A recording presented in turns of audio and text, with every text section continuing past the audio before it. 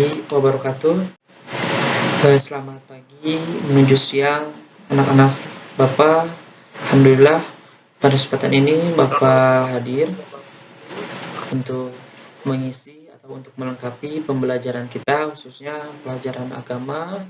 Mudah-mudahan apa yang Bapak sampaikan hari ini bisa bermanfaat, bisa menjadi ilmu baru buat kita semua, dan tentunya kelak kalian bisa amalkan dalam kehidupan kalian. Terus selanjutnya anak-anakku, terima kasih sebelumnya yang sudah mencatat minggu kemarin pelajaran bab pertama ini.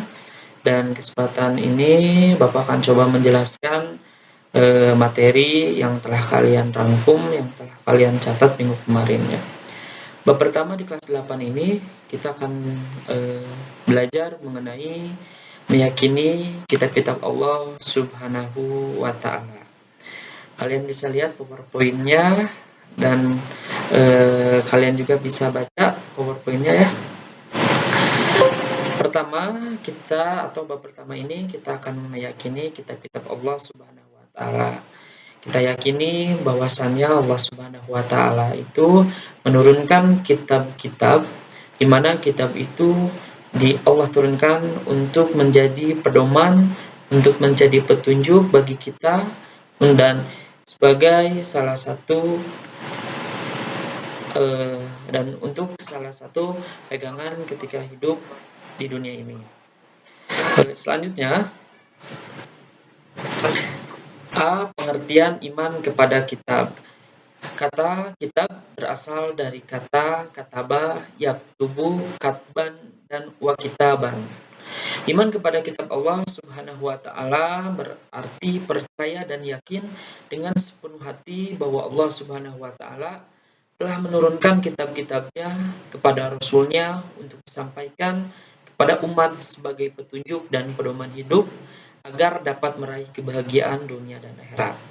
Dan dari pengertian ini sudah jelas bahwasannya ketika Allah menurunkan kitab itu untuk petunjuk kita dalam menjalankan kehidupan di dunia untuk mencapai kebahagiaan di akhirat. Selanjutnya, bahkan Allah Subhanahu wa Ta'ala berfirman dalam Quran surat Al-Maidah ayat 16 yang artinya bahwa dengan kitab itulah Allah memberi petunjuk kepada orang yang mengikuti keridhoannya ke jalan keselamatan. Dengan kitab itu pula Allah mengeluarkan orang itu dari gelap gulita kepada cahaya dengan izinnya dan merupakan ke jalan yang lurus. Nah, Quran surat Al-Maidah ini memperjelas menjadi salah satu bukti bahwasannya kita semua selaku umat manusia ini harus berpegang teguh kepada kitab yang telah Allah turunkan. Ya.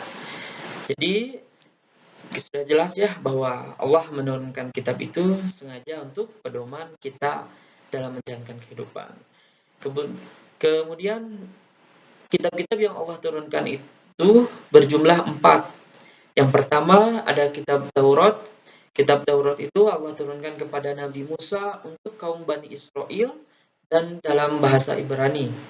Selanjutnya kitab Zabur Allah turunkan kepada Nabi Daud alaihissalam dalam bahasa Kipti dan sama untuk kaum Bani Israel. Kemudian kitab Injil Allah turunkan kepada Nabi Isa alaihissalam dalam bahasa Yunani dan sama untuk Bani Israel. Dan yang terakhir Allah turunkan adalah kitab Al-Quran. Kitab Al-Quran Allah turunkan kepada Nabi Muhammad SAW untuk seluruh umat dan dalam bentuk bahasa Arab. Dan kita bertanya, mungkin kalian bertanya, kenapa Al-Quran diturunkan terakhir, kenapa tidak pertama? Karena kitab Al-Quran itu Allah turunkan untuk menyempurnakan kitab-kitab sebelumnya. Dan dari keempat kitab ini, semua isinya itu adalah sebagai petunjuk, sebagai pegangan hidup seluruh umat manusia. Dan setelah Al-Quran ini diturunkan keempat, dan ini untuk menyempurnakan kitab-kitab sebelumnya. Selanjutnya, kitab suci Al-Quran, kita akan berbicara jauh mengenai kitab suci Al-Quran. Kitab Al-Quran adalah kitab yang Allah turunkan kepada Nabi Muhammad pada abad ke-7 Masehi, kurang lebih sekitar 611 sampai 632 Masehi, dan dinamakan Al-Quran karena ia merupakan kitab suci yang wajib dibaca, dipelajari, dan merupakan ajaran-ajaran wahyu terbaik. Nah, jadi kita sebagai seorang muslim itu wajib mempelajarinya, wajib membacanya, dan apa yang ada di Al-Quran itu wajib kita pelajari dan bahkan kita terapkan dalam kehidupan kita. Kemudian, ternyata ada alasannya kenapa Allah menurunkan Al-Quran.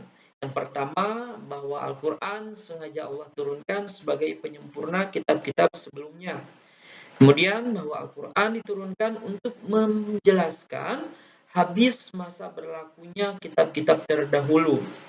Kemudian, Al-Quran diturunkan dengan alasan bahwa Al-Quran ini berlaku sampai dengan hari kiamat nanti. Nah, kemudian Al-Quran sebagai kitab suci umat Islam. Kitab suci Al-Quran insya Allah dijamin kemurniannya oleh Allah Subhanahu wa Ta'ala.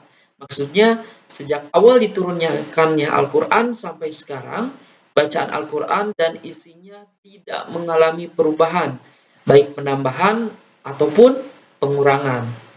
Kemudian, Allah berfirman dalam Quran surat Al-Hijr ayat 9 bahwasannya sesungguhnya Allah lah yang menurunkan Al-Quran dan sesungguhnya juga kami benar-benar memeliharanya. Selanjutnya, Al-Quran terjaga kemurniannya dalam hati dan pikiran. Dalam sejarah dicatat bahwa Al-Quran diturunkan secara berangsur-angsur dalam kurun waktu 22 tahun, 2 bulan, dan 22 hari. Dan kurang lebih selama 23 tahun.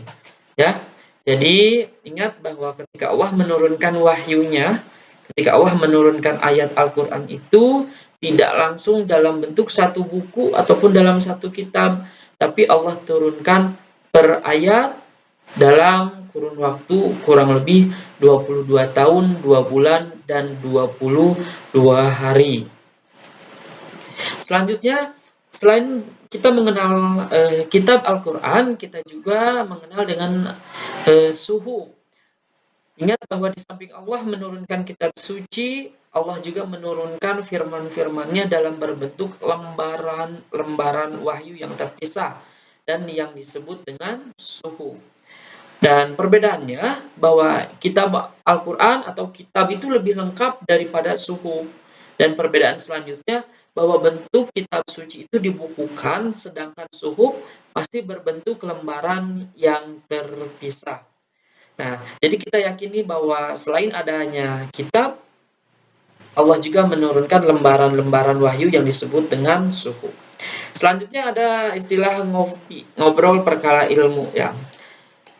Mungkin kita bertanya, apa hikmahnya setelah kita meyakini iman kepada kitab Allah? Jelas bahwa dengan kita meyakini adanya kitab Allah, itu menjadikan atau menambah keyakinan kita bahwasannya kitab itulah atau kitab yang Allah turunkan itu sebagai pedoman, sebagai pegangan hidup kita.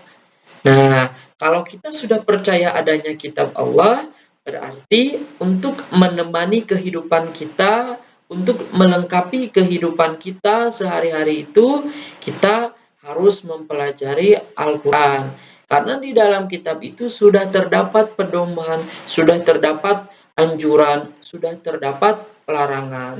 Jadi salah satu kunci untuk menjadikan kita sebagai anak yang bertakwa, kita harus membaca dan mempelajari Al-Quran beserta isinya.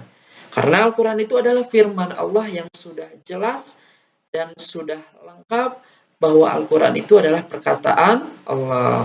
Kemudian sikap kita terhadap kitab-kitab yang diturunkan sebelum Al-Quran.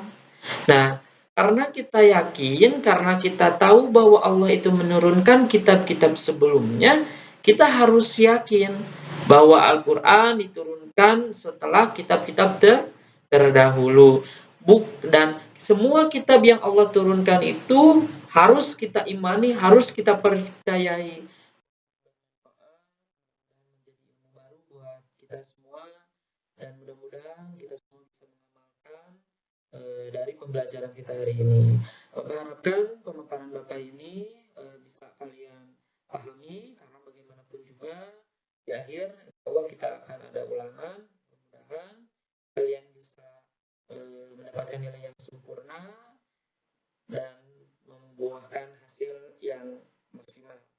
Sekiranya ini yang bisa Bapak sampaikan, kurang lebihnya mohon maaf. Bapak akhiri, wabillahi taufiq wal hidayah. Assalamualaikum warahmatullahi wabarakatuh.